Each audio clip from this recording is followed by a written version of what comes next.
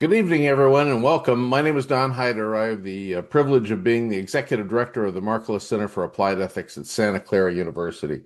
It's really a pleasure to have you with us tonight. We're here to celebrate something truly special, the work, the growth, the ideas of an extraordinary group of young people who spent this year wrestling with some of the most important questions in ethics. Our ethics fellows and interns came to us with curiosity and drive. Tonight we get to see some of what they've done with this opportunity. Tonight they get to do something they've earned, which is share their work with the people who matter most to them and to us. Before we begin, I want to take a moment to thank all of our staff, all of the advisors who've guided these students throughout the year. Your mentorship, your patience, your willingness to share your expertise has made all the difference. For that, we're deeply grateful. And to our fellows and interns, this evening belongs to you. The thinking you've done, the research you've pursued, the questions you've been brave enough to ask represent exactly what this program is all about. We couldn't be more proud of you and couldn't be more excited to hear what you have to say tonight. So without further delay, let's get started. I'm going to turn it over to my colleague, David DeCosse. Thank you so much, Don, and welcome to everyone on the call. I really heartily share Don's sentiments. This is always an exciting, wonderful night to hear from our terrific students. So we're going to proceed in some groups, business ethics, environmental ethics, government ethics, and then a group of students at the end called the Hackworth Fellows. And so first up are our business ethics interns who work with Ann Skeet, our Director of Business and Leadership Ethics. And our interns are placed with companies this year, Intel, Adobe, and the Alliance for Responsible Data Collection, to whom we are extremely grateful.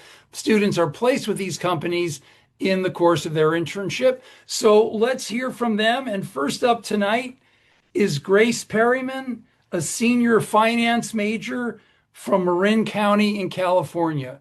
Grace, over to you.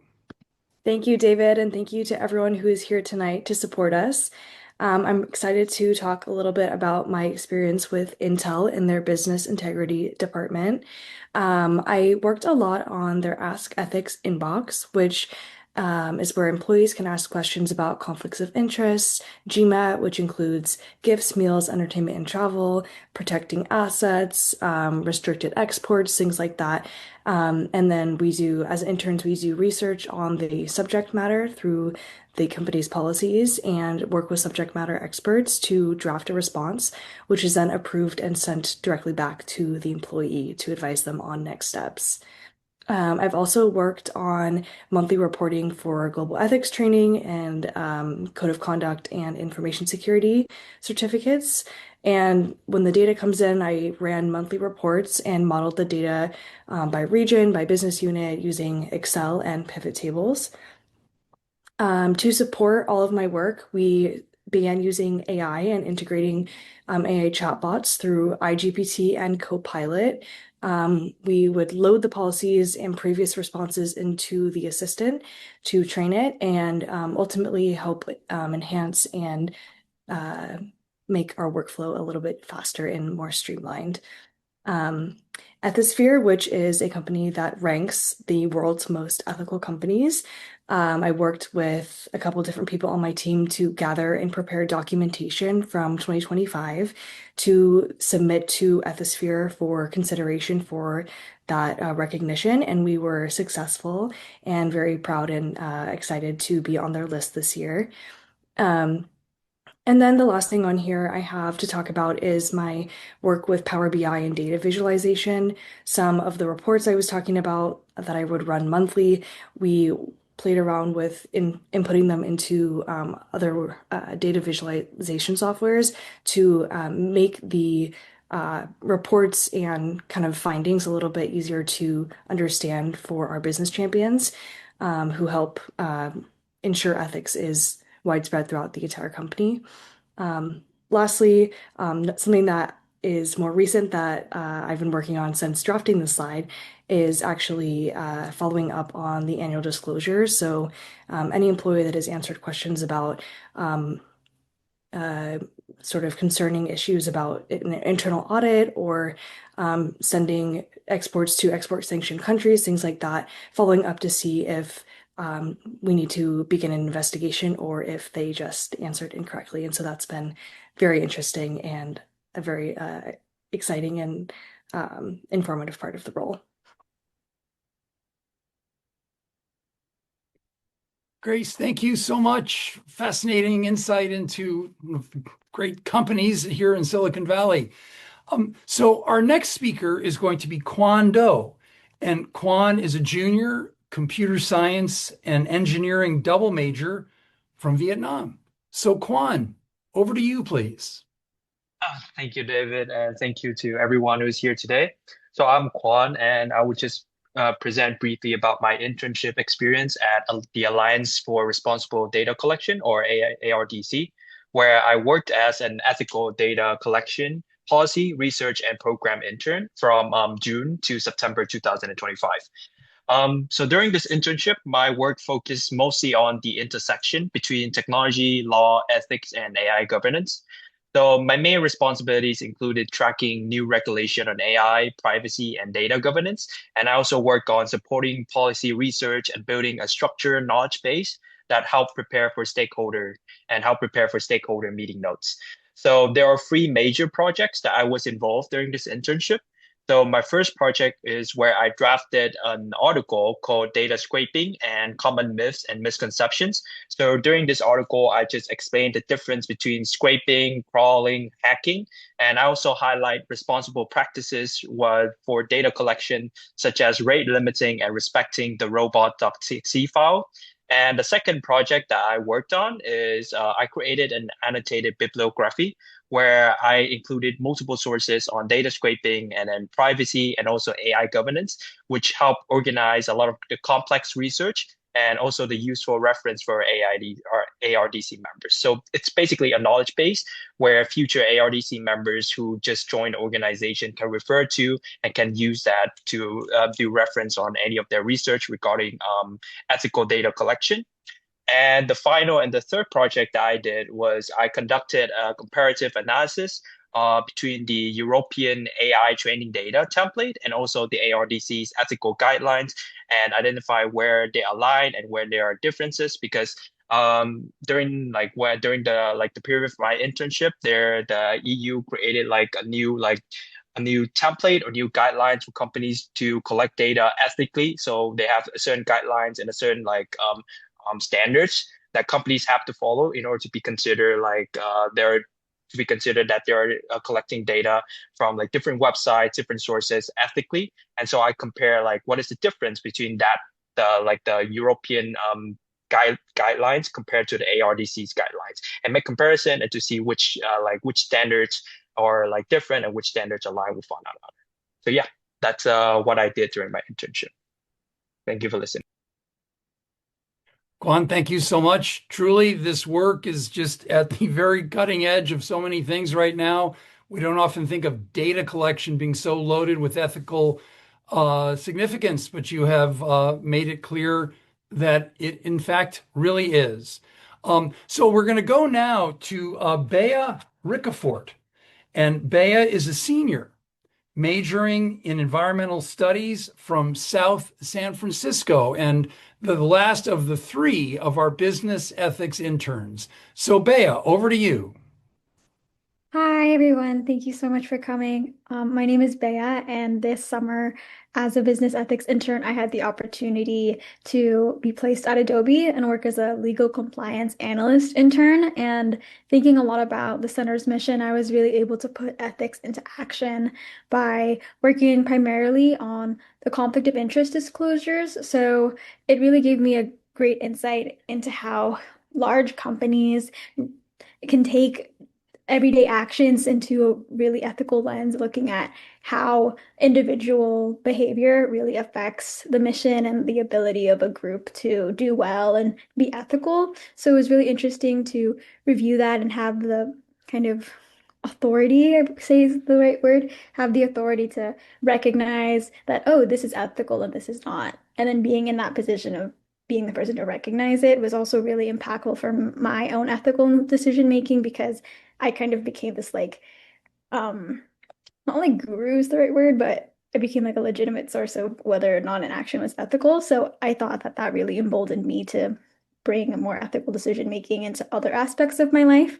Some other projects I got to work on was also improving the gifts disclosure process by building a database of over like 600 plus entities. So evaluating how sales teams can accept gifts and do business in a way that's ethical and not give the appearance of bribery or of like misconduct. That was super cool.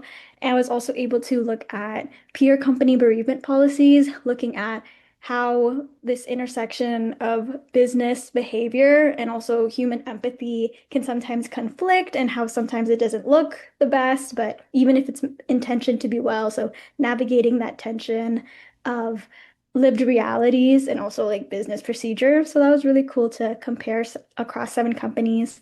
And what I actually learned is that Adobe is really cool in the sense that their compliance department is housed within their legal department. In other companies, compliance is housed under HR. So it just kind of shows the approach of how different kind of companies and different entities might classify the responsibility of different behavior. So I thought that was really cool, and it kind of set a precedent to me that how people act at Adobe does have like a legal consequence compared to something like HR, which can sometimes feel like more of a slap on the wrist.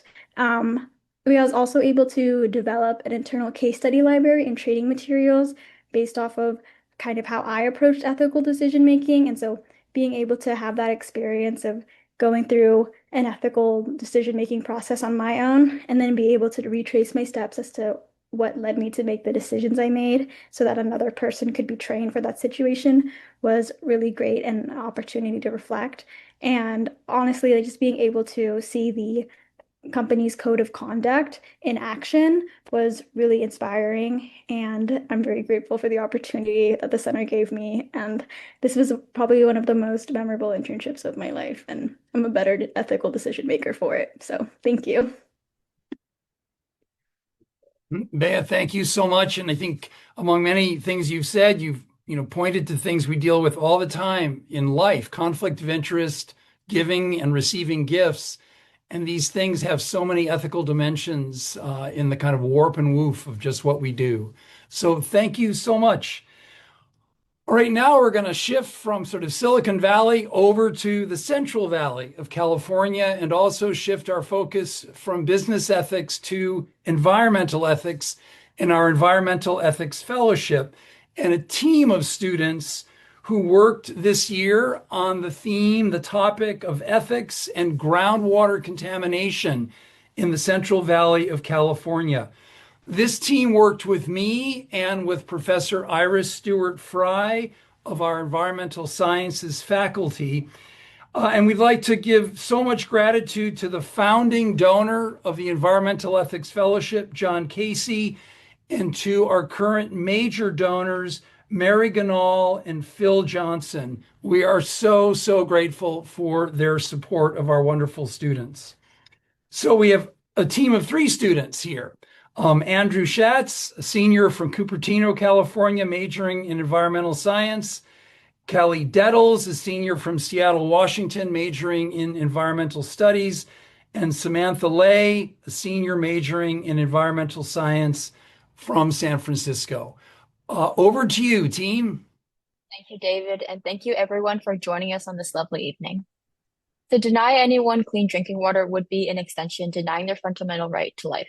In 2010, the United Nations was the first international organization to adopt a resolution affirming the human right to water. And 2 years later, California would legally recognize, quote, every human being has the right to safe, clean, affordable, and accessible water, including disadvantaged individuals, groups, and communities in rural and urban areas, end quote.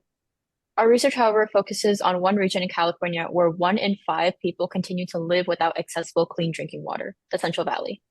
In this agriculturally productive region, many disadvantaged unincorporated communities highlighted in yellow on the left and also dependent on domestic wells as seen in Figure 2. Water is not supplied from treated facilities, but from the groundwater beneath their homes. As a result, the same modern farming practices used to grow a quarter of our nation's food supply also pollute the very groundwater these communities draw from their drinking water. Despite the persistence of this issue since the 40s and the 50s, and our common gut feeling we may all share that everyone deserves clean water, the ethical argument to support water equity has remained muddy. Our case study of the Central Valley will ultimately be used to argue our collective responsibility towards an equitable practice of the human right to water. To investigate this, we have researched one, what are the ethical concerns for drinking water contamination, and two, what ethical lenses can we use to promote a unified sense of responsibility across all stakeholders to promote the human right to water? Next slide, please. There are two major ethical concerns we identified with groundwater. First, dangerous contaminants like arsenic, uranium, hexavalent chromium, and nitrates have no detectable taste in drinking water, making it impossible for residents to know anything is wrong unless they are told. Unlike water systems, which are centralized, allowing the whole system to be easily and cheaply tested for contaminants, every individual domestic well needs to be tested to ensure it is safe. Regular well testing is well beyond the economic means of most domestic well owners, and the lack of visibility and general education on groundwater quality make it even more unlikely that a resident will even know they have to take action to protect their health. This lack of testing means that there are significant gaps in our understanding of the extent of the problem, while many domestic wells never tested or the results never uploaded to public databases. Despite these challenges, publicly available data still shows a significant groundwater quality problem in the Central Valley. However, the second issue is that groundwater contaminants persist in the environment for a long time and can move around as groundwater moves, making it very difficult to trace that contamination to a specific company or group, even though it is clear the agricultural industry as a whole is contributing to this problem. They reap all the benefits, while the people who live in the area must suffer the consequences. After a review of the ethical lenses and frameworks currently used to address drinking water inequality and ground contamination, we found 3 ethical frameworks that were suitable for the issue. The first ethical framework that we chose to draw upon is the moral responsibility model proposed by Kenneth Shockley in the Oxford Handbook of Environmental Ethics. This framework centers around one's responsibility for their contribution of environmental harm, whether intentional or not. The second framework, proposed by Kyle Powles-White and Chris J. Cuomo, draws upon feminist and indigenous philosophies of understanding humans as moral agents that are inextricably embedded in networks of ethically significant connections.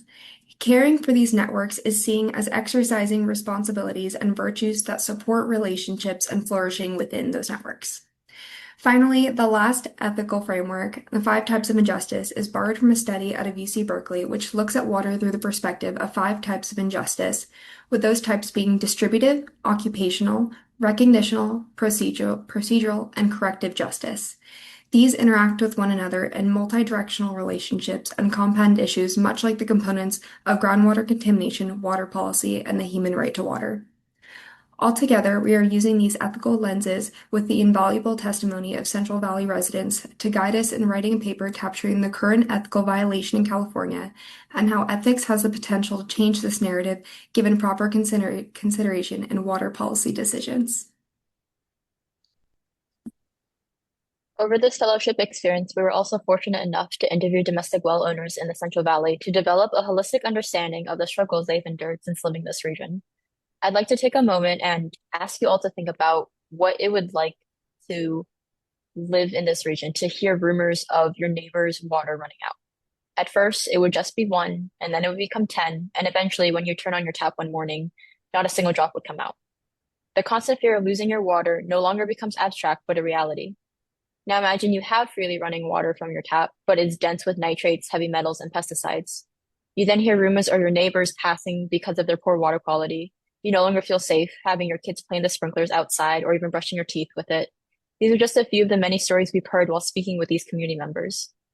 All the residents we spoke to depend on bottled water, whether they purchase this through their own financial means or provided it with it freely through nonprofit resources. Everyone in the Central Valley has a water story, yet the barriers these residents have to overcome, whether it be geographical, language, or socioeconomic barriers, to meet their daily need for clean water is a kind of burden that words alone may never describe.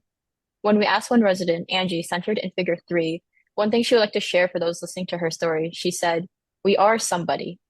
I hope you take a moment to let this resonate with you that wherever you are, whatever you believe in, there are hundreds of thousands of people in the Central Valley who remain without clean drinking water, and their fight for clean water is as much as our collective responsibility for all humans to have an equitable access to clean drinking water." So next time you turn on your tap, think about whether or not you can drink from it. And then think about how someone 50 miles away likely cannot do the same.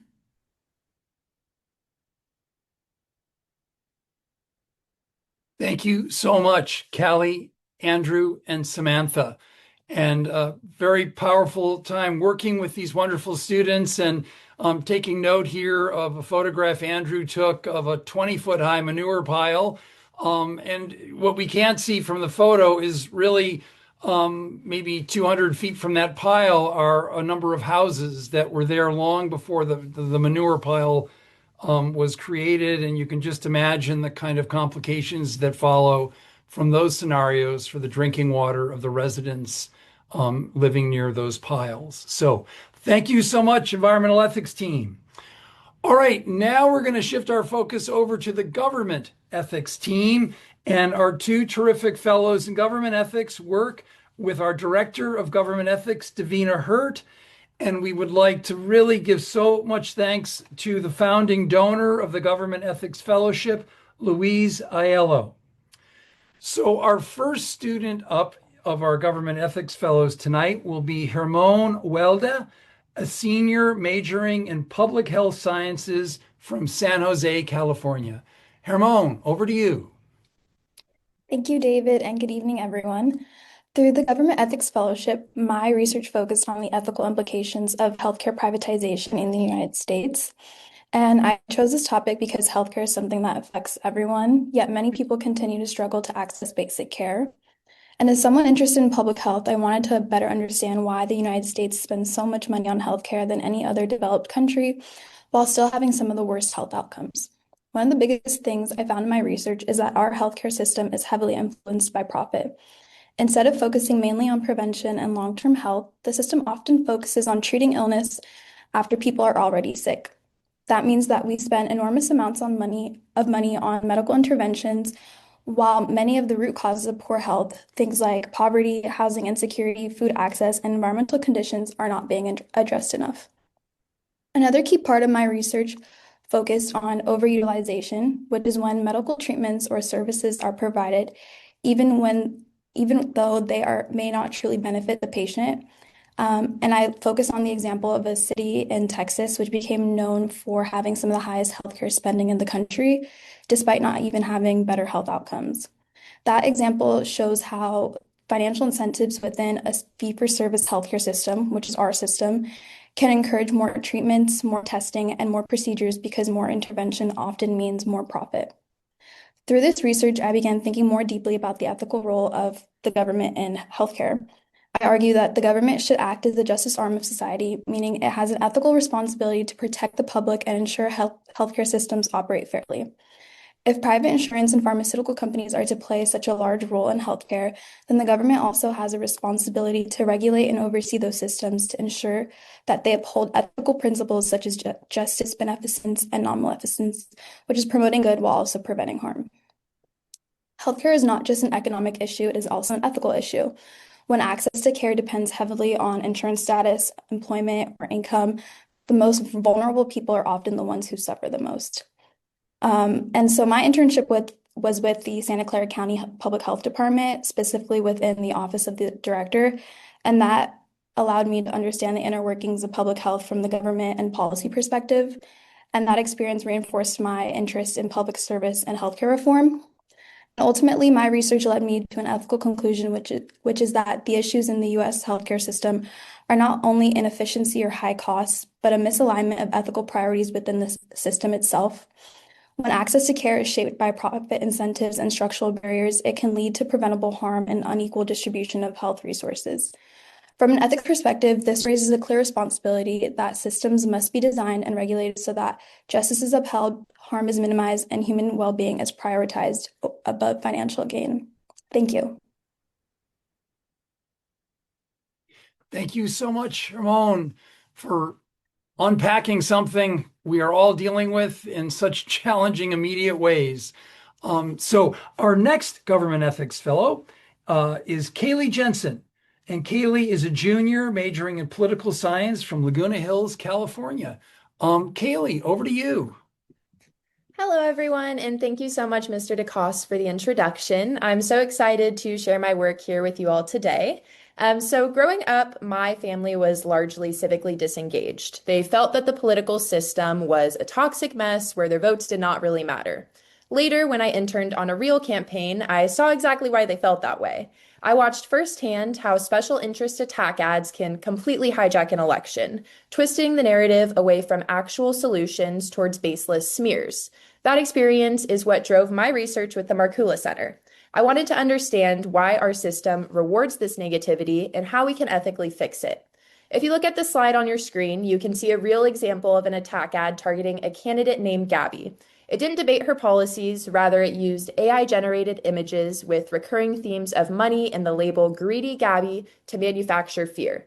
This brings me to my first point, unaccountable independent expenditures. Since the Citizens United Supreme Court ruling, special interests like corporations or wealthy donors can shape electoral narratives through spending on attack ads, such as the one on your screen, which do not show up as contributions to a party or candidate. Now, don't get me wrong, criticism is a healthy and necessary part of our democracy, but so is informed consent, that being the right of voters to make choices based on truth, not manipulated fear. When special interests flood the campaign environment with emotionally charged narratives, they distort the truth, leaving voters so overwhelmed by gossip and fear that they can't make an educated choice. Ethically, this damage is severe. From a rights lens, special interests are treating voters as a means to an end, manipulating our emotions just to get their desired laws passed. From a care ethics lens, this fear-based polarization shreds the social fabric of our democracy. It also causes profound personal harm. The candidate on your screen had her own son calling her Greedy Gabby. These attacks cause relational impacts for the candidate in both the public and private sphere. Additionally, this system disincentivizes good people from running for office due to the fear of reputational consequences. So how do we fix it? In my paper, I propose a two-part solution. First, I recommend bringing back accountability by requiring all campaign ads to be paid for directly by the candidate or party. If you want to attack an opponent, you should have to put your own reputation on the line. Second, I recommend implementing ranked choice voting. When candidates must compete for both first and second place votes, smear campaigns backfire and candidates are forced to build coalitions around shared policy visions. Ultimately, I believe that we should not accept toxic polarization as just the way politics is. By restructuring these systems, we can protect voter autonomy and transform our elections from fear-driven contests into exciting marketplaces of positive ideas. Thank you so much. Kaylee, thank you so much. And I'm so struck by your phrasing, and we don't need to accept things as if this is just the way it is. And I think your account of ethics both brings hope and clarity to these extremely challenging matters. Okay, so now we're going to shift again to the next group, and this is a bit of a larger group of our student fellows and a group called the Hackworth Fellows. So the Hackworth Fellowship was established back in 2002 with a very generous endowment from Mike and Joan Hackworth, and very far-sighted on their part. We are so deeply grateful to them, and our gratitude, we renew it each year as we see another great group of Hackworth Fellows be able to take advantage of that gift. And we are also so grateful to the ongoing support of Mike's daughters, Lauren Peterson and Julie Hackworth.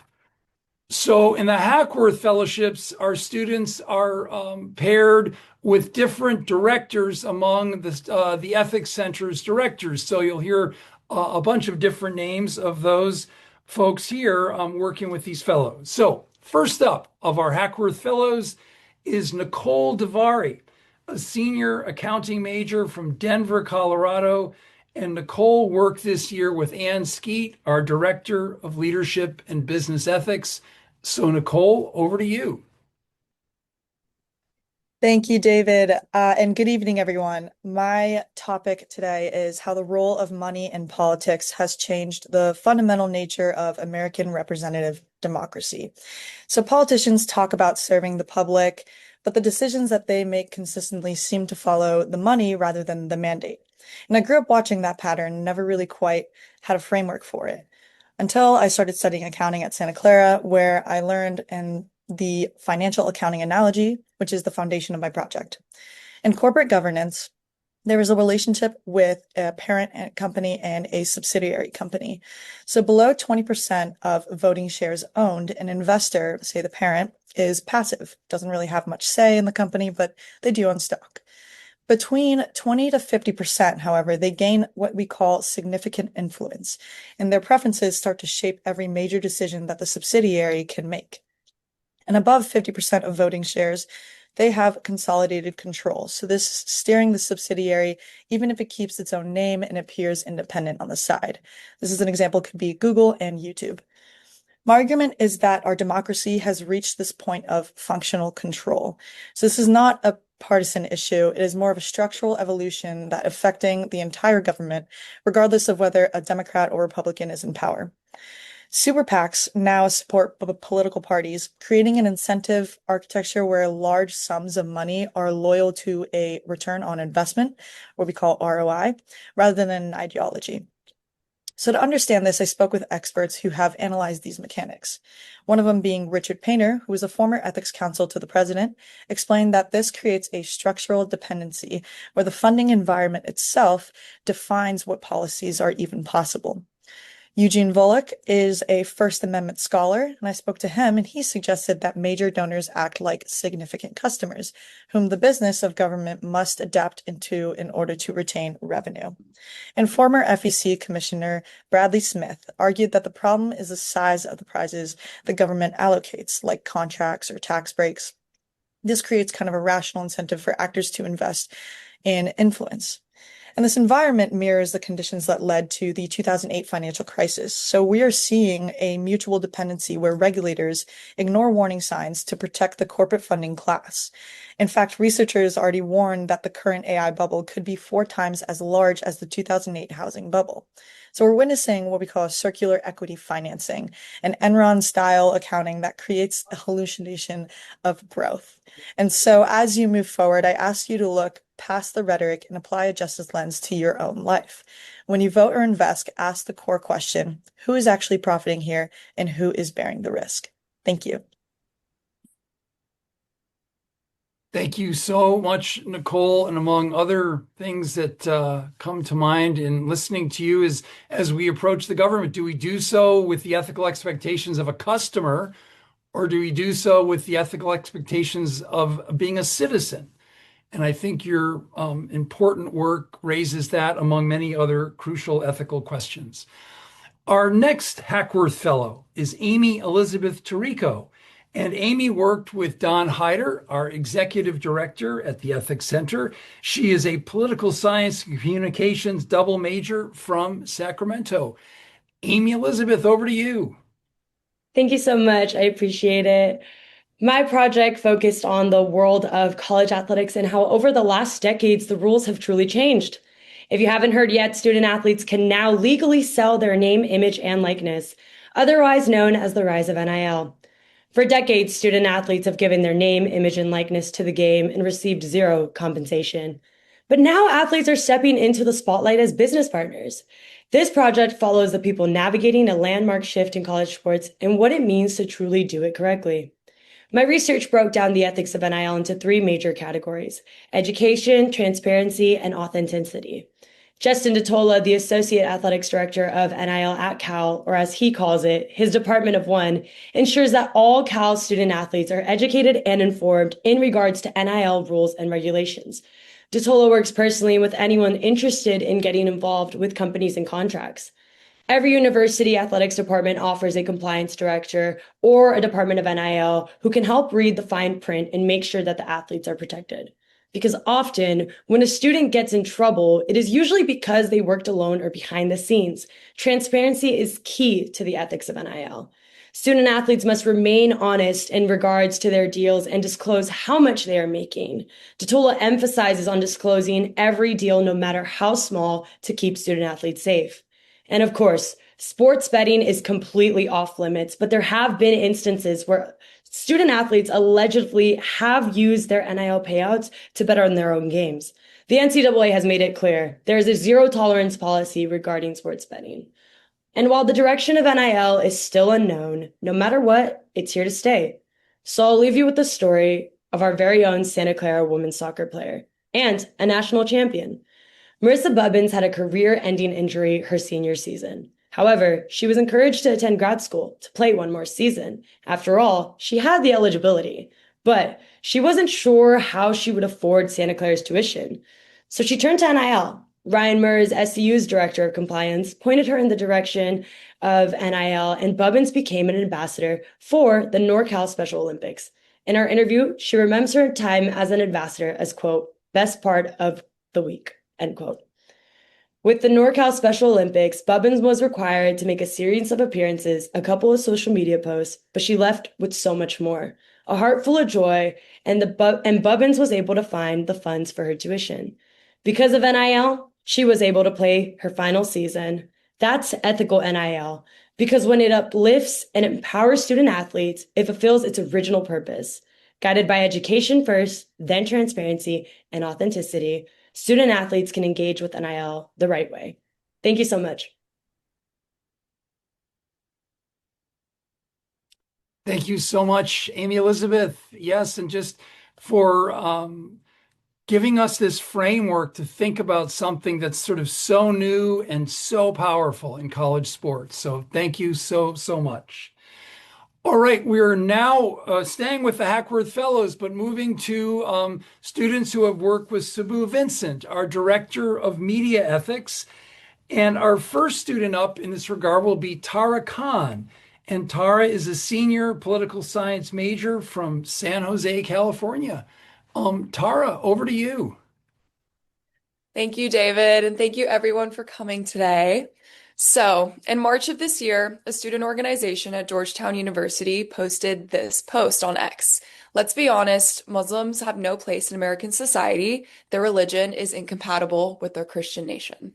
As a Muslim American student at a Jesuit university, I understand that this post isn't just one incident, but it's a symptom of something systemic about who gets to belong in American democracy.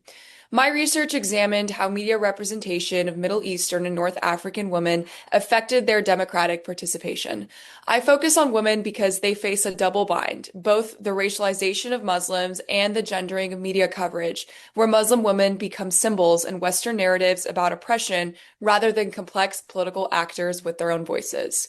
I interviewed 4 women who were journalists, scholars, and civil rights attorneys, and what they revealed was a vicious cycle. One journalist asked me, it's like the chicken or the egg. Women are afraid to go into media because of how Muslims are portrayed, but Muslims are portrayed badly because there aren't enough of us telling our own stories. So which one do you solve first? I identified 4 systematic failures. First, media flattens complexity. For example, when Egyptian women debate hijab through theology, feminism, and class, American media reduces it to oppression versus freedom. Second, media amplifies lies that lead to real violence through what I call the normalization pipeline. False narratives move from fringe activists to mainstream news to government action, resulting in destroyed businesses and even deported families. Third, media also extracts without relationships. Journalists parachute into communities during crises and leave, practicing what interviewee called parasitic journalism. And lastly, corporate consolidation can kill ethical journalism even when individuals try to practice it. These failures create the conditions where Georgetown students can declare that Muslims have no place in American society. But I also found hope. I studied Ghazala Hashmi, who just became Virginia's first Muslim lieutenant governor-elect. When she participated, despite bad representation, she created good representation, which enabled others to participate. So the cycle can break.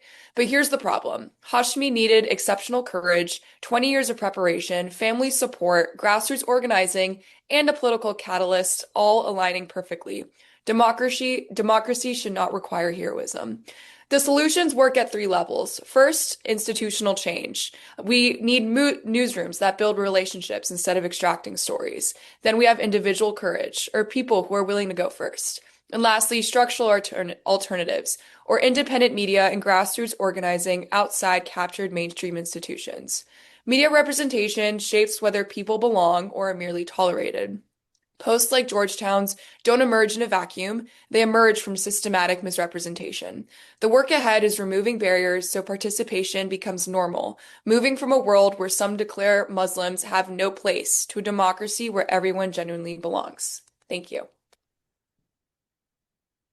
Taara, thank you so much. And just for laying out all of that. And I'm just on a very painful note, but I think it's part of what you're talking about here.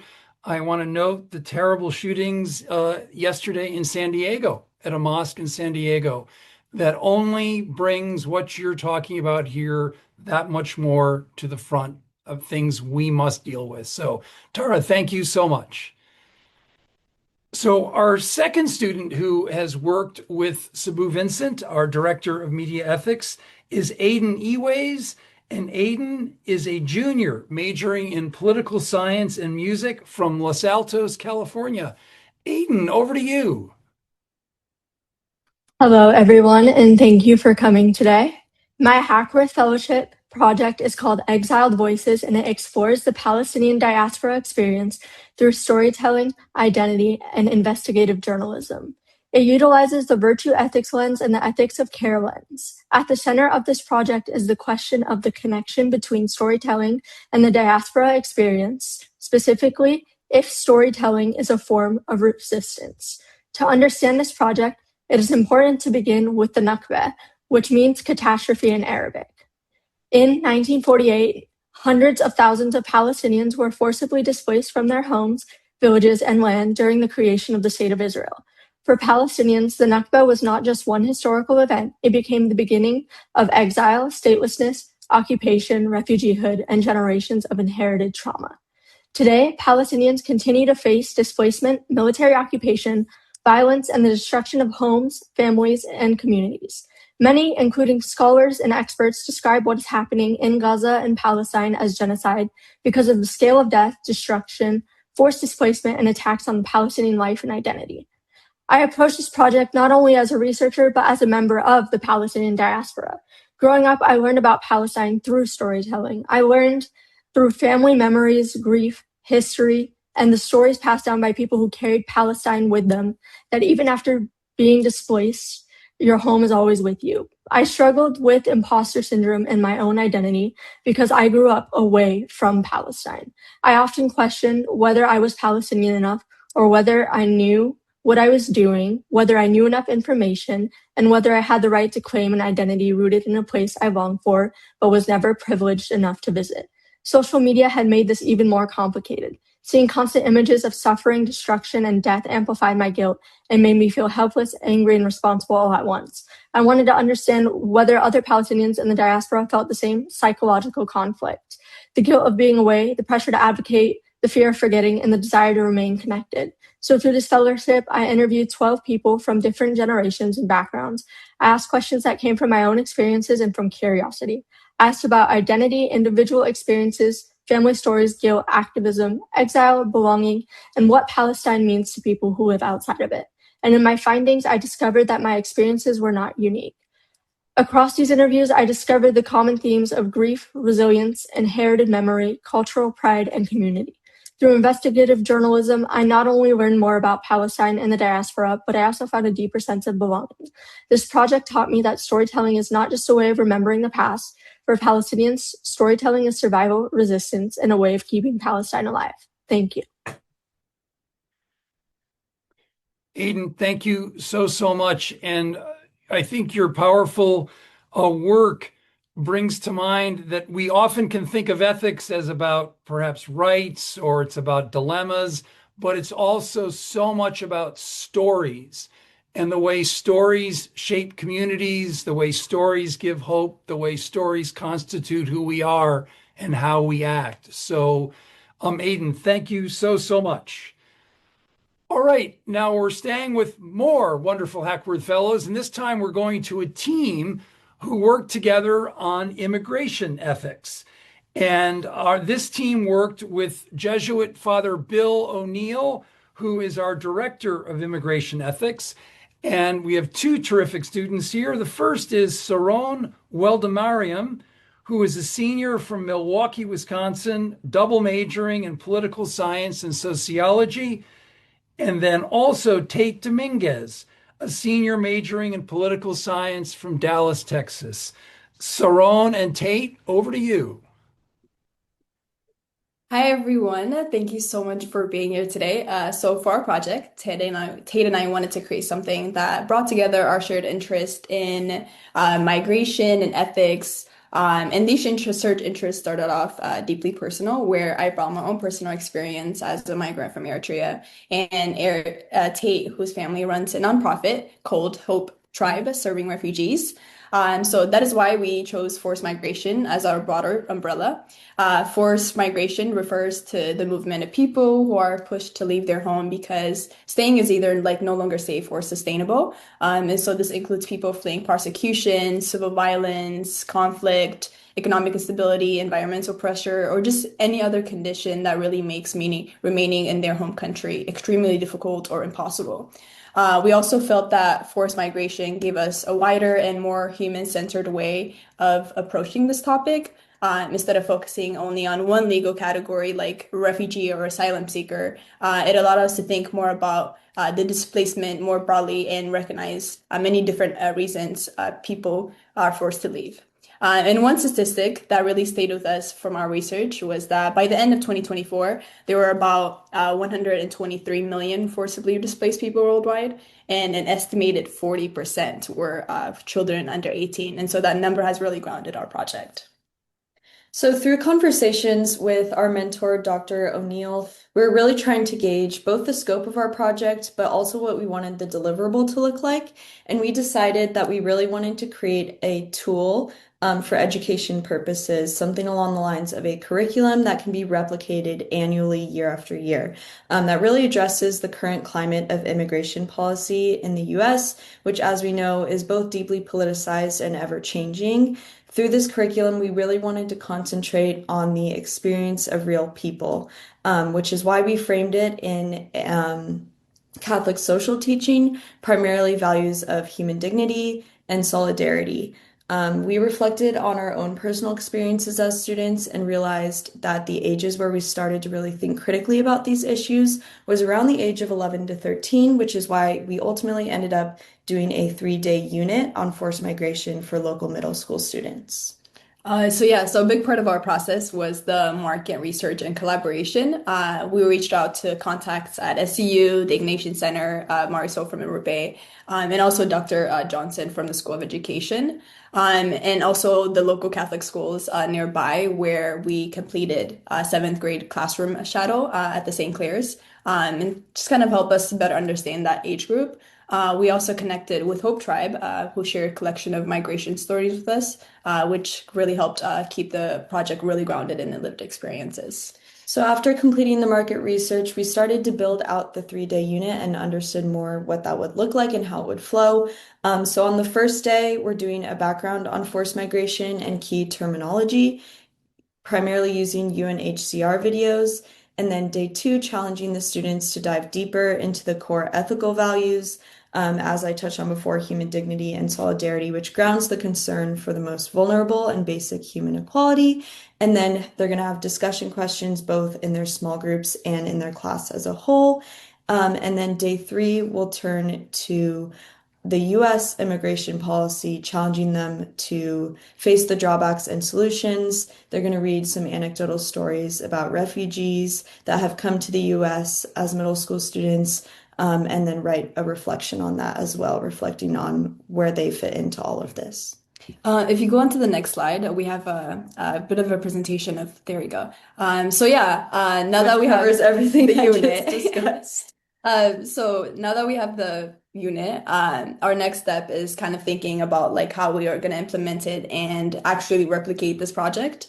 We're currently exploring a co-teaching opportunity with St. Clair's and St. Leo, where we hope to introduce the unit ourselves in the classroom. We're also hoping to expand the project by reaching out to local archdioceses and potentially public school districts to see where this curriculum could fit. We're also thinking about creating a short, like, know your rights packet or toolkit that has practical resources to go along with the unit so that students can also take it home and share with their families.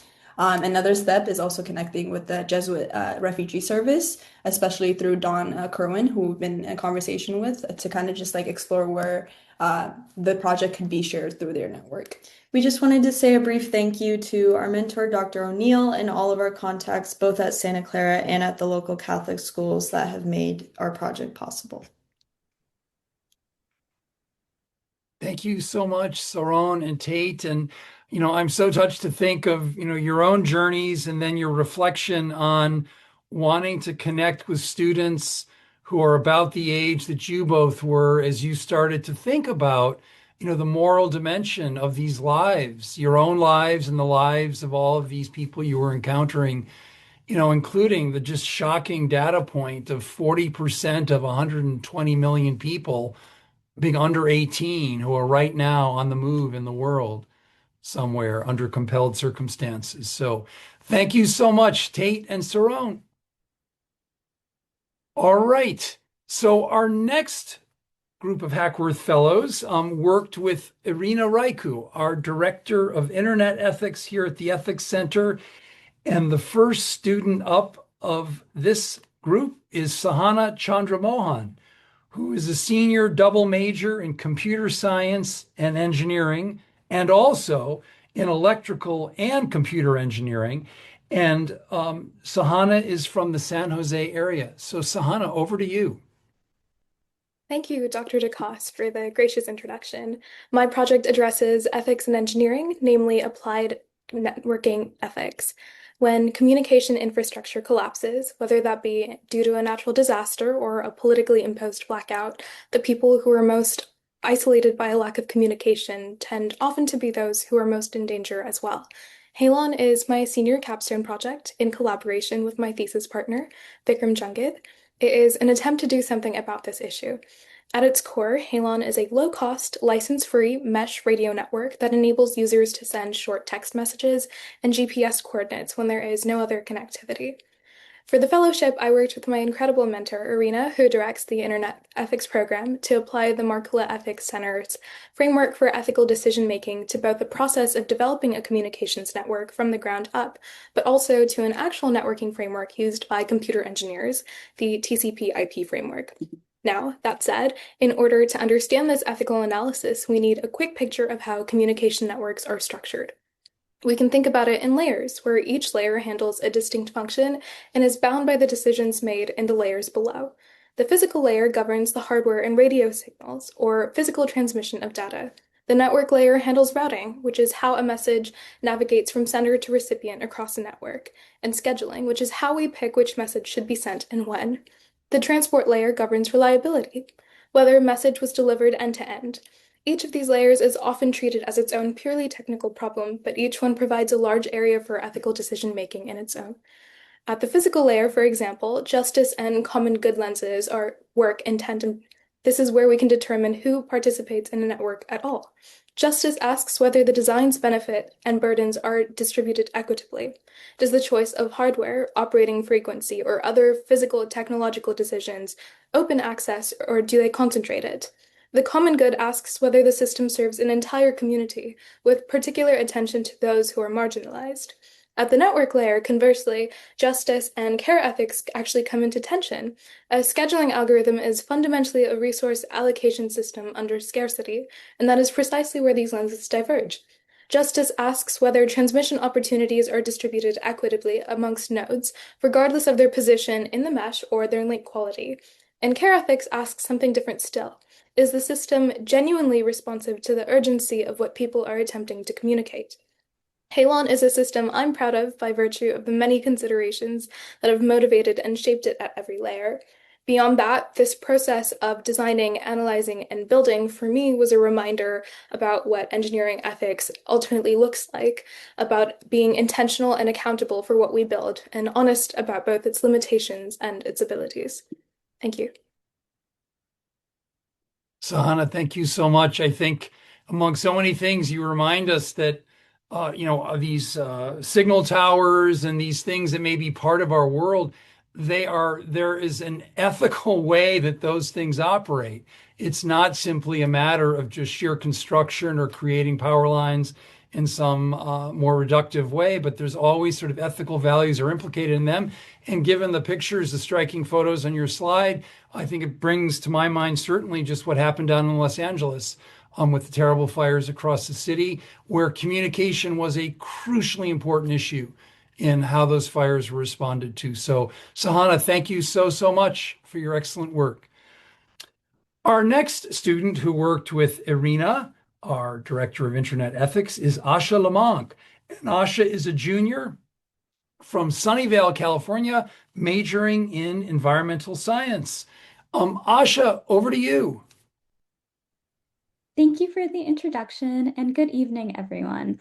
My project seeks to produce ethical guidelines for using AI in environmental research. As someone going into the field of environmental science, I find myself increasingly using AI for research. Artificial intelligence is a tool that can advance science and environmental research, powering scientific breakthroughs. For example, helping with biodiversity and air quality monitoring. However, as someone studying environmental science, I couldn't help but notice an ethical paradox.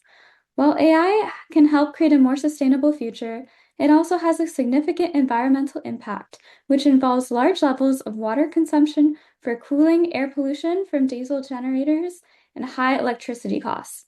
While AI's infrastructure, data centers, have existed for decades, the current rapid pace of creating hyperscale data centers in vulnerable areas, such as arid regions, with limited planning poses environmental issues.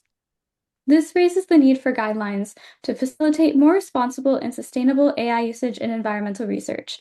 To create these guidelines, I use various ethical lenses such as deontology, justice, utilitarianism, and Taoism. All these lenses provide perspectives on AI's impact on the environment and how to help researchers use it responsibly. In addition to the lenses, I also interviewed environmental scientists, industry sustainability leaders, and engineers. These professionals mentioned their AI usage and provided suggestions. For example, many are still adapting to using AI in their core work and for data analysis. They're currently using it to help polish certain tasks or to help with a literature review. Together, and combined with additional review of existing guidelines, these interviews helped me create a new set of guidelines that recommend that researchers be more conscious of when to use AI, use tools to ensure AI is more sustainable, increase transparency, and engage with local communities that are impacted with AI. Techniques to make AI more sustainable include using more concise prompts, tracking AI's environmental footprint with various tools, and scheduling AI's computation during times of cleaner energy. Furthermore, researchers should evaluate whether it is beneficial to use AI rather than defaulting to it. AI is a tool just like any other technology. If used correctly, it has the potential to protect the environment and to help the Earth. However, just like any technology, its helpfulness depends on how we choose to use it. Through creating these guidelines, I hope to maximize AI's potential for good in environmental research. I would also like to briefly thank my mentor, Irina, for her guidance on this project, and I would like to thank you all for listening.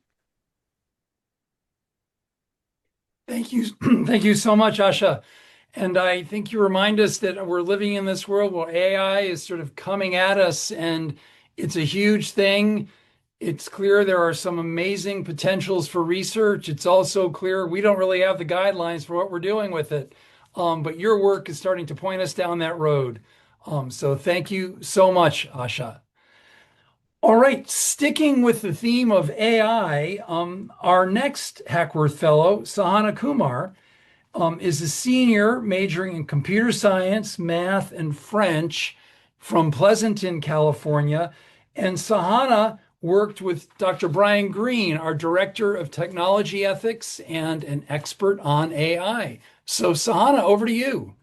Hello, thank you, Dr. DeCosse, for the sweet introduction. My name is Sahana Kumar, and I am a computer science student and a humanities student at Santa Clara's campus. And when I was kind of looking for my work this summer at the STEM career fair in my school, I noticed an increase in defense companies hiring on campus. That inspired my project, The CS in Ethics is Missing, Why Integrating Ethics in Computer Science Fields is So Hard and What to Do About It. I identified 4 unique issues in integrating ethics modules in computer science and adjacent engineering fields, which in general just makes it less and less motivational for students to kind of try to study engineering ethics on their own. Firstly, I identified the dual use problem. Basically, with some technologies, your work can be used for amazing things and also undesirable ways. A lot of major electrical engineering technology, for example, chip development, can lead to things that can operate giant facilities in low cost, but also defense weapons. Next, a lack of precedent. Simply put, computer science and adjacent engineering fields lack adequate codes of ethics. So when people are entering the field, they don't really know what to do when it comes to like a big major ethical conundrum on their company.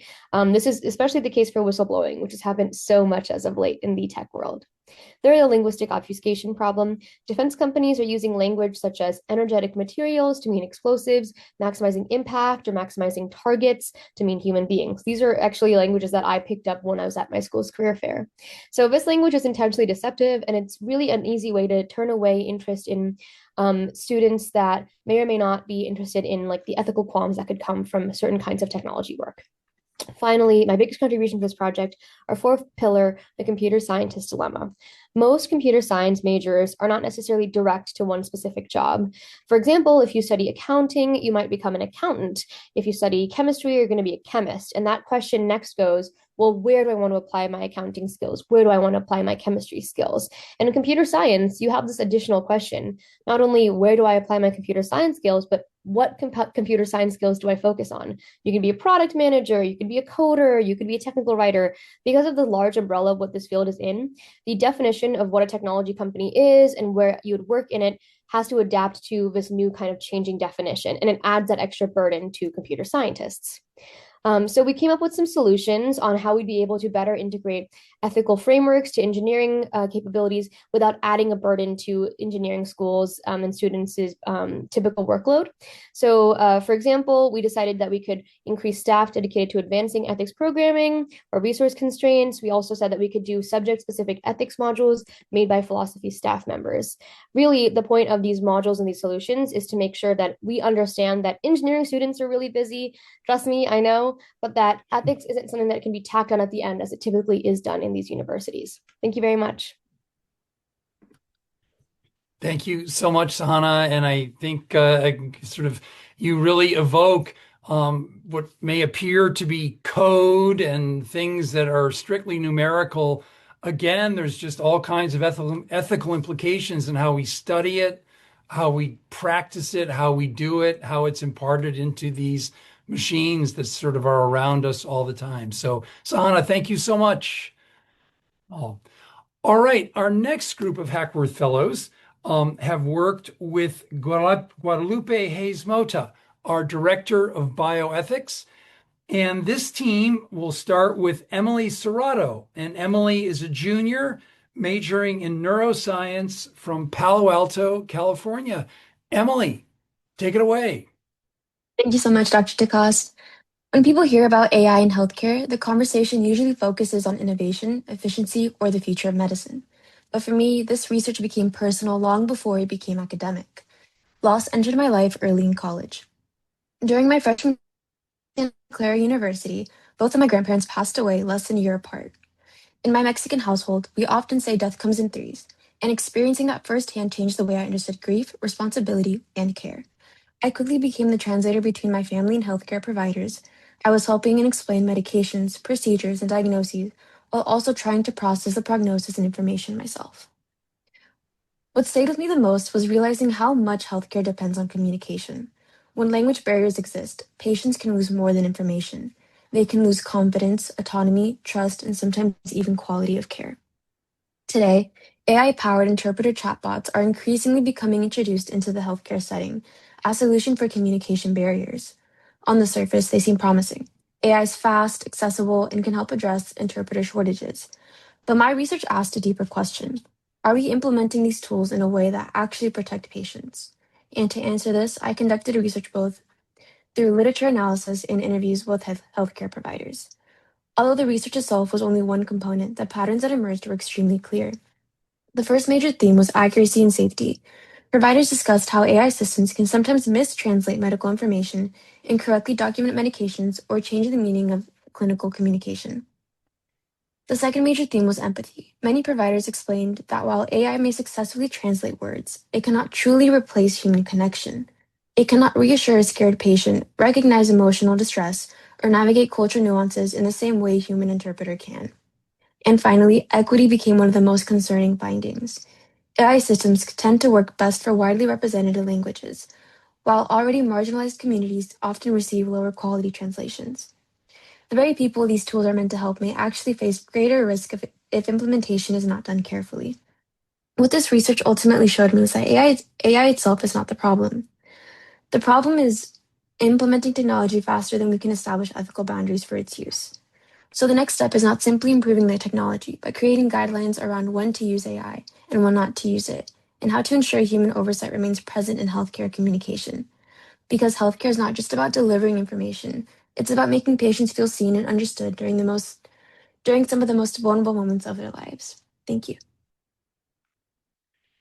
Thank you so much, Emily. And I'm so struck by the thought of the ethical difference between a sentence uttered by a living human translator and a sentence that comes out of an automated AI translation machine, and the ethical significance of that difference. So, Emily, thank you so much. The next student who worked also with Guadalupe Hayes Mota, our Director of Bioethics, is Eris Ozark. And Eris is a senior electrical engineering major from Chicago, Illinois. Eris, over to you.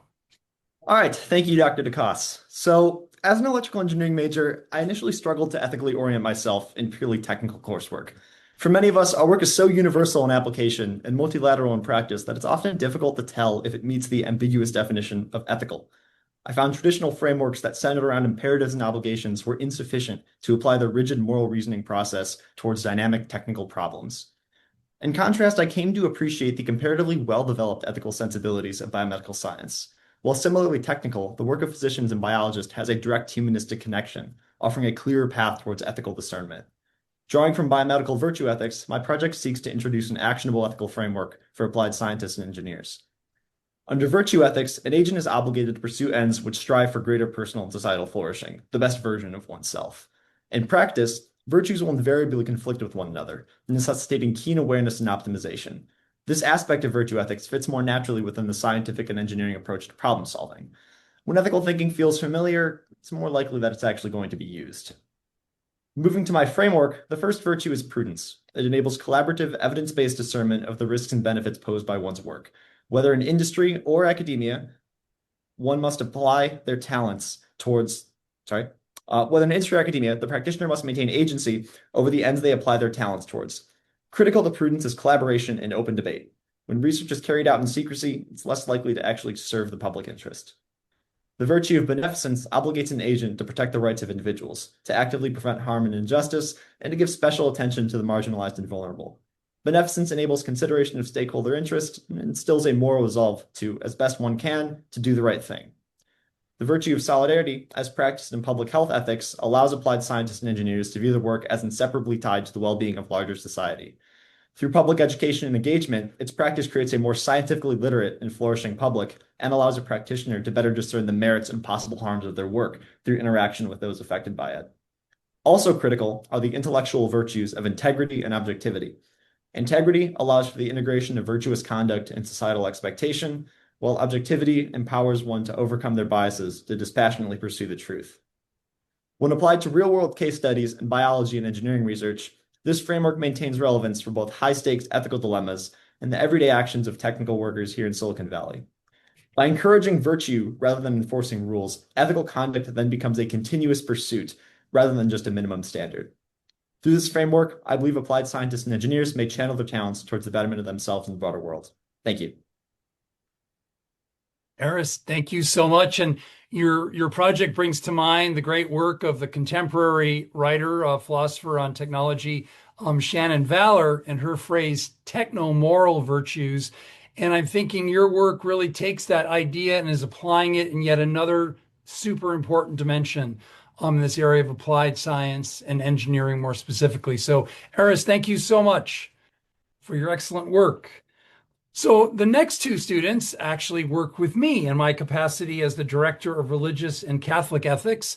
And the first student up here is Annie Schloss. And Annie is a junior double major in public health and biology from Tulsa, Oklahoma. Annie, take it away. Thank you, Dr. DeCosse. When I began my research, I came across a devastating statistic. Around 17 to 22 veterans die by suicide every day. The number is unacceptable. There's a third dimension that's often overlooked amongst veterans returning home. The third dimension or phenomenon is known as a moral injury. It's defined as the psychological and spiritual distress caused by violating deeply held moral beliefs that often involve feelings of guilt, shame, and betrayal. Moral injury is distinctly different from PTSD, which is a mental health condition that's caused by extremely stressful or terrifying events, either being part of those events or witnessing them. Moral injury may be the result of the act of killing in combat while following clear and legitimate orders. While exploring this phenomenon, I chose 5 dimensions to further research. The first is the military and civilian disconnect. The disconnect between military life and civilian life intensifies the isolation experienced by veterans, exacerbating moral injury. The second was split loyalties. In any job, one always has some degree of dual loyalties. A boss gives a directive and an employee chooses to follow it or not. Dual loyalties in the military take on a greater degree of consequences, sometimes between life and death. Military personnel are asked to balance loyalty to their deeply held morals and loyalty to their commanding officers. The third is shame and guilt. These emotions are common human responses, but within the context of the military, they take on distinct and often intensified forms. Guilt arises when individuals believe they have violated a moral rule or caused harm, while shame can cut deeper when military personnel feel they have not lived up to the idealized and often unrealistic image of what it means to be a perfect soldier. The fourth is trust. Trust operates at the foundation in military structure. It shapes how soldiers understand authority, interact with one another, and ultimately navigate moral dilemmas they face along the way. And last is hope. Hope is a powerful force, especially for military personnel returning home from combat. For many veterans, the transition back into civilian life is not simply about leaving combat behind, but also rediscovering life's meaning and one's identity. So why is this important? I found 2 main arguments within my research, and the first was that we are all a part of a political and moral community. The political community argument is rooted in the understanding that membership within a society carries both benefits and responsibilities. Put simply, if we experience the protection, safety, and stability secured by the actions of the United States military, then we also share an obligation towards those who bear the consequences of these actions. The second argument is based off of Catholic social teaching, but also why it's important to me. I believe every human has an inherent dignity, and we have a moral responsibility toward one another. We are called to care for those who bear deep physical, emotional, moral, and spiritual wounds because everyone is deserving of compassion and support. And I'd just like to thank Dr. DeCosse. He was a phenomenal mentor, and I couldn't have done it without him. Well, Annie, thank you for that kind plug, but I will say I learned a tremendous amount on this project and so struck by the depth of your passion for these men and women coming back from serving overseas and the wounds they carry and healing those wounds. So, Annie, thank you so much. And our next speaker, who also I had the privilege to work with, is a senior, Shelley Cormier from Bellevue, Washington. Shelley is a double major in philosophy and gender and sexuality. Shelley, over to you. Okay, hello. Thank you for the introduction. In my pursuit of this ethics project, I was drawn to land acknowledgements. Many of you listening right now have likely had some experience interacting or hearing a land acknowledgement, whether at an event you attended or maybe looking through a syllabus your professor provided. If you don't already know a land acknowledgement, it's a formal written statement that is filled with recognition toward Indigenous people and highlights their ancestral land and stewardship. People come to very different conclusions about land acknowledgements. They question its purpose and its impact. Some see them as a virtue signaling, while others view them as a reminder of loss of property. But when we take a deeper look at the ethics of land acknowledgement, it highlights a substantial inquiry. What is the land and what does it mean to the Indigenous people? There has been a substantial difference in this interpretation that has caused a great deal of tension, and this is what I wanted to investigate in my research. When it comes down to interpreting land, most assume property and ownership.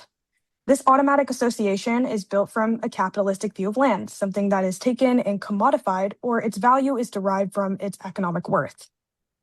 However, when we consider the Indigenous perspective, it gives us a chance to shift our view entirely. In my paper, I've separated this into three fundamental themes: land as relative and mother, land as person, and land as identity, ethics, and religion.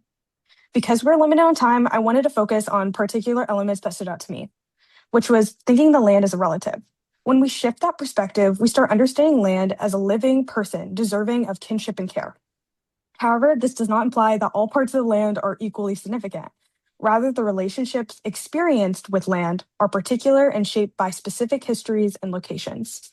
To put this into perspective, I'm going to explain an analogy. Imagine growing up in your neighborhood with a particular tree, which has, become familiar over time, one that carries the histories of your experiences. Maybe you climbed the tree, maybe you put the swing on the tree, or maybe you built a tree house. You don't necessarily feel connected with every single tree on the planet, but rather to that specific tree which you share a lived history with. When it comes to land, it goes deeper than a nature lover, but one that sees the environment as a fundamental part of your being and your existence. To relate to the land is to understand the direct impact it has on your life, and to recognize this relationship, like all meaningful relationships, must be tended and respected. My contribution toward this project focuses on the rehabilitation of land acknowledgements. I believe it functions as a powerful tool to combat erasure and start conversations. However, for the land acknowledgement to make any impact, we must understand what's actually lost from the Indigenous perspective. It's not just loss of property, it's a loss of identity, existence, culture, language, and even family. This expansive thinking gives us a chance to create unity within the community and hopefully take us a step closer to restorative justice. Thank you. Thank you so much, Shelley. And I also just learned so much from working with you and kind of entering into the reality of the meaning of land, the depth and breadth of the kind of philosophy of land in Indigenous traditions is a profoundly moving and consequential ethical idea. So, Shelley, thank you so much. Okay, our last group of Hackworth Fellows and last group of students tonight have all worked with our Executive Director, Don Heider. And the first student up here is Xander Rafalovich, a senior majoring in neuroscience, philosophy, and psychology from Fresno, California. So, Xander, over to you. Awesome. Thank you, David. So, I am doing an academic study on how we derive meaning from intimate relationships. So, really interestingly, there's like thousands of articles on satisfaction in romantic relationships, and yet only a handful on meaning. And so one example that really exhibits the difference between the two constructs to me is having kids. That's something where people report actually extremely low levels of relationship satisfaction, and yet at the same time, very high levels of meaning in life. So we think there's a bit of a missing link between those two. We think that people can also derive meaning from their relationships.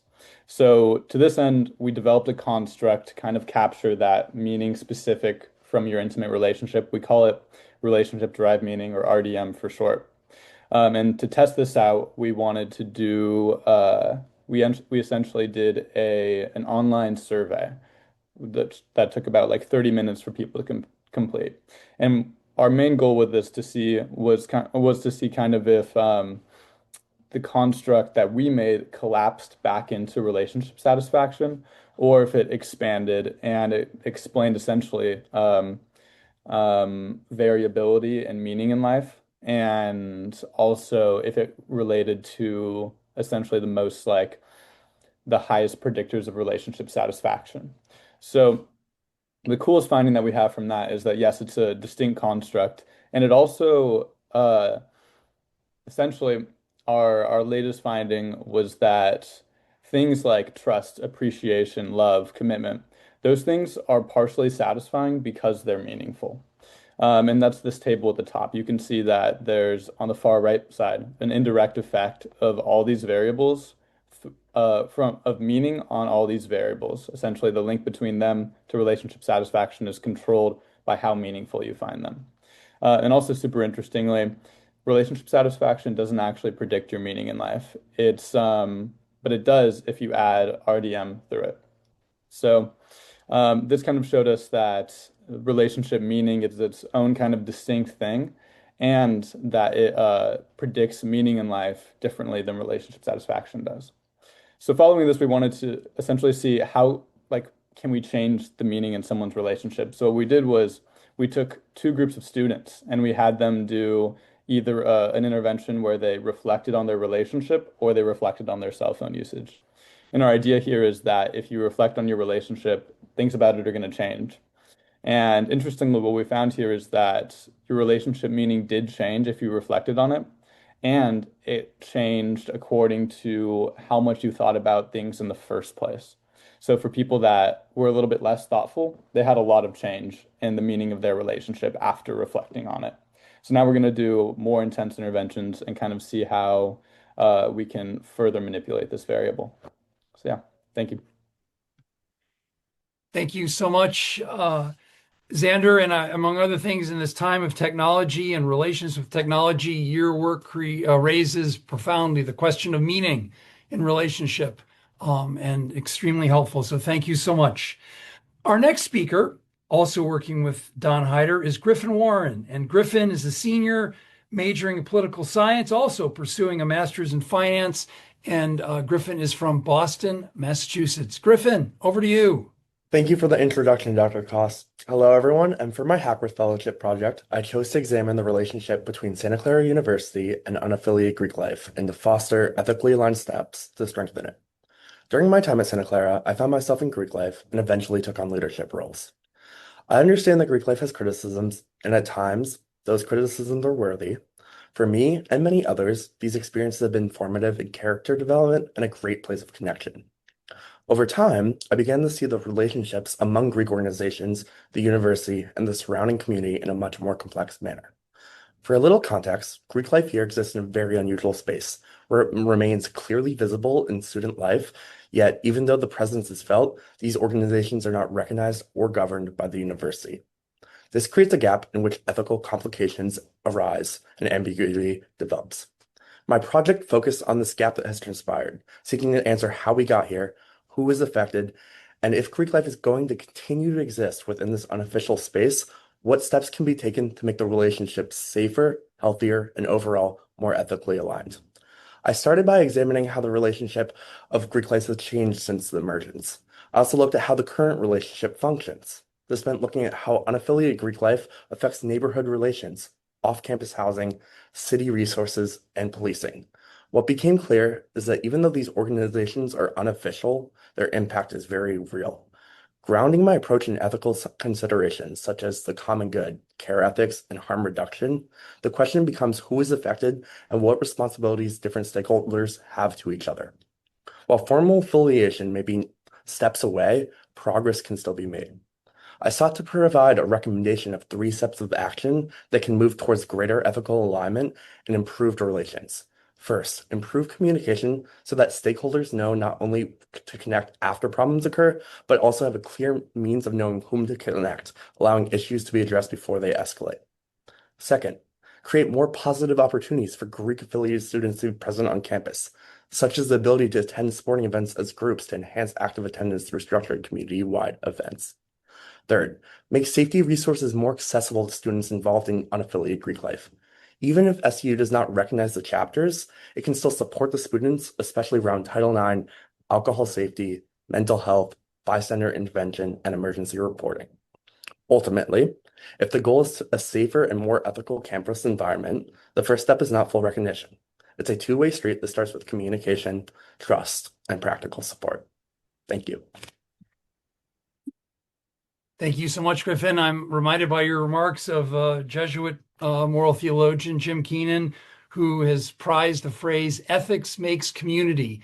And I think you are raising profound questions about the communal life, which we all long for, and the Greek communal life on campuses and how to make that more ethical. So Griffin, thank you so much.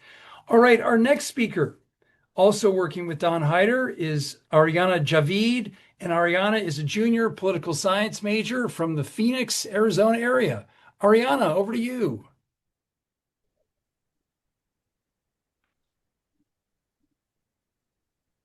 Thank you so much, Dr. DeCosse. Think about the last time you moved, not just down the street, but to a new city or country. Surrounded by boxes and packing tape, you've lost your sense of where things are, and for a moment, you're stuck in the in-between.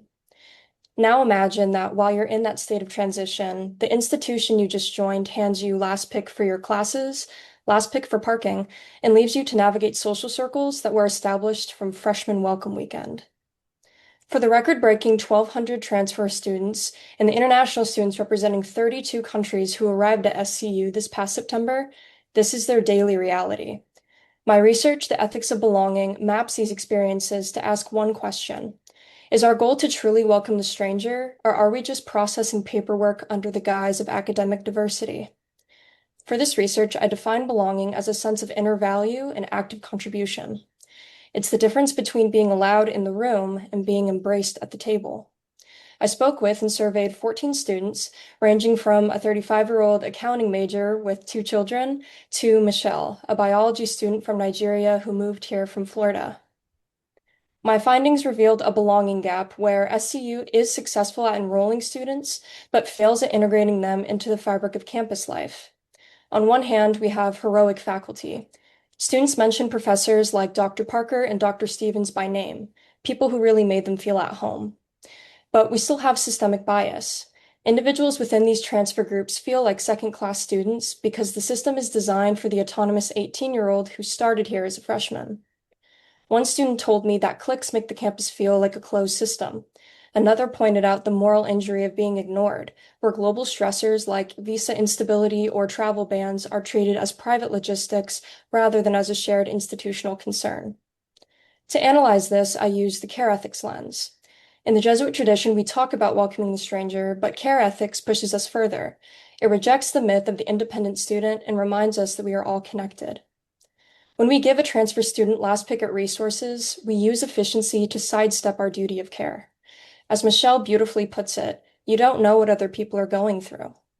If we know these students face a jarring state of transition and vulnerability, our moral responsibility to them should increase. This research is now extending across the Jesuit network to see how other universities handle this. We have the numbers, 7% international, 1,200 transfers, but statistics on a welcome website don't feel uncertainty and isolation. Our students do.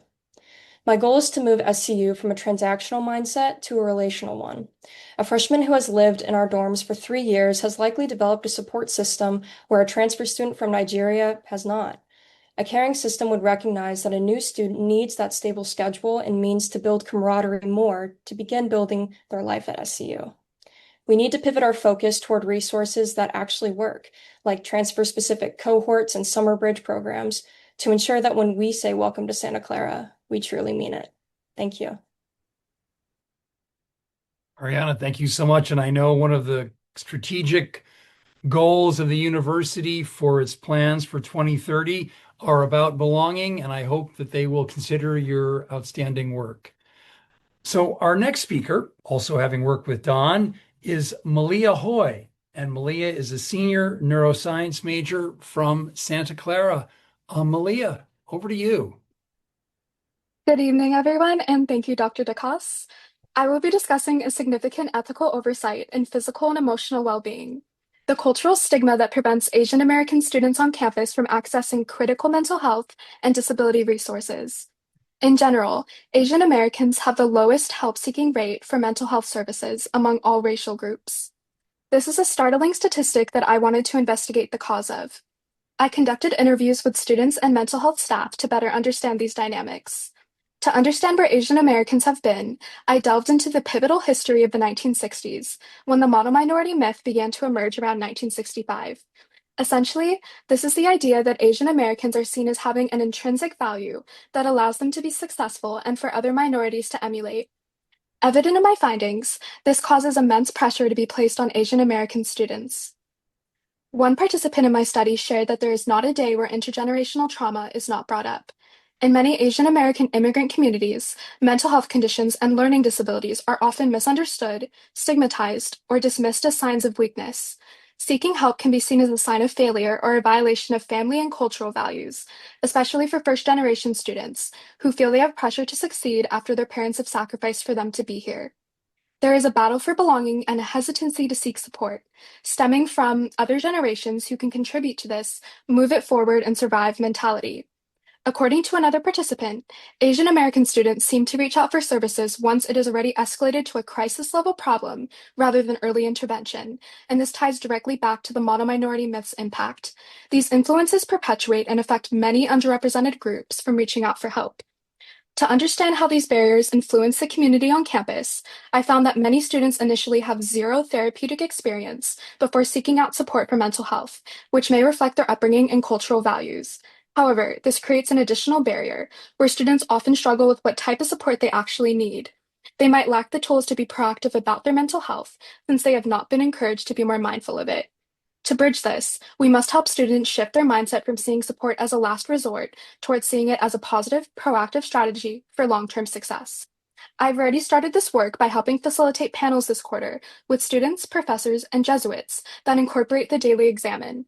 By using this Ignatian tool for reflection, we can help students pause, identify their anxieties, and normalize the act of seeking help.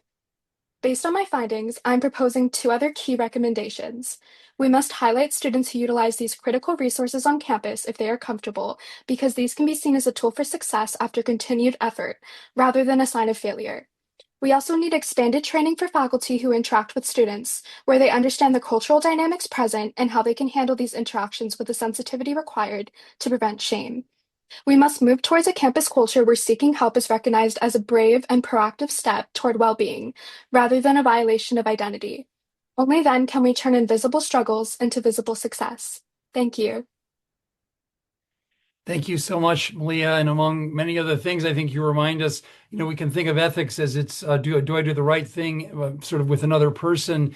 You remind us that all of our ethical thinking is framed in these larger cultural stories that profoundly affect, how we take care of ourselves, not to mention others. So thank you so much, Malia. So our final speaker of the night, and definitely not not last but not least, Noah Kisiel. Noah is a senior philosophy and political science major from Western Massachusetts. And I just want to take note. Noah has been with us for the last 2 years, working with the Hackworth Fellowship, and he made an absolutely wonderful contribution last year and another one this year. We are so grateful for his presence over this last couple of years, and it's fitting for us to conclude tonight with Noah's presentation. So Noah, over to you. Thanks, David. I appreciate it. My project was on AI companion chatbots. Unlike AI systems like ChatGPT, companion chatbots are human-like systems that simulate the appearance and dynamics of real relationships, often with users who are distressed, socially isolated, or developmentally vulnerable. They are marketed with phrases like the AI companion who cares, always here to listen and talk, always on your side, and it understands you, it remembers what you care about, it follows up days later. Ethical concerns related to these chatbots are especially salient for teenagers. Common Sense Media found that 33% of US teens use AI companions for social interaction and relationships. 1/3 of teens find AI conversations as satisfying or more satisfying than human conversations. Potentially most concerning, nearly 20% of US teens spend as much or more time with AI companions as they do with human friends. My project seeks to ask what ethical obligations AI companion chatbot developers bear towards vulnerable users, especially minors. I argue their obligations extend well beyond voluntary best practices and that non-maleficence functions as a precondition of responsible release. Non-maleficence extends ethical obligations beyond the prohibition on intentional injury to encompass duties not to impose further harm. Companion chatbots generate special ethical pressure through two converging features. First is behavioral opacity. Companion chatbots' conversational outputs cannot be predicted in advance, meaning the same model can produce supportive language in one context and psychologically hazardous language in another. The result is a product whose core function, open-ended conversation, is also the conduit through which harm is most likely to occur. In testing, for example, 38% of AI companion responses were labeled as risky, with that rate rising to 56% for suicide-related prompts. Second is structural vulnerability. Over half the user base of these AI companion chatbots has mental health problems. Nearly 3/4 of US teens have used these apps, and younger teens are most likely to trust what the chatbots say. In testing, these platforms produce sexual content, instructions for manufacturing weapons, and advice encouraging teens to drop out of school, even when teen-specific guardrails were nominally in place. To address these concerns, I developed 9 ethical obligations that must function as a precondition of deployment. I'll focus on one, potentially the most important, which concerns safety evidence. The best systematic review of outcomes is methodologically weak, including high bias, no longitudinal data beyond 12 weeks, and inconsistent reporting, meaning positive safety claims rest on evidential gaps the developer is responsible for filling. In other words, ignorance of risk is not exculpatory if ignorance arises from a failure to investigate reasonably expectable risks. Evidential uncertainty does not license deployment, so releasing under such uncertainty unduly transfers risk to ensure safety to the user and thereby generates a positive duty on behalf of developers to produce safety evidence proportionate to plausible harm. The historical patterns that child protective standards eventually reach every major media technology. The question here is whether the AI companion industry will build those safeguards proactively or wait for documented harm to first occur before they enforce the issue. Thank you so much. Thank you so much, Noah. And I think apart from the kind of excellent sort of exactitude of your research and thinking here, you kind of help us close this evening. We're living in a world of AI, and that prompts us to ask what AI is. But I think your presentation, as well as others, have prompted us to think, well, who are we? And what's the place of kind of morality and of ethics for us in this world of AI? So I would just like to say such a heartfelt thank you to all of you who have tuned in, to our wonderful students. So grateful for their excellent presentations.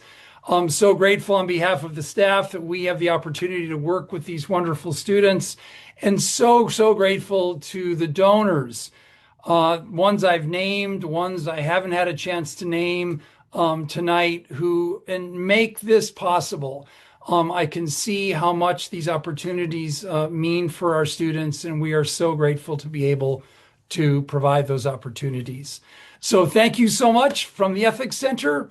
Good night, and we look forward to being in touch with you in many different ways over the next year.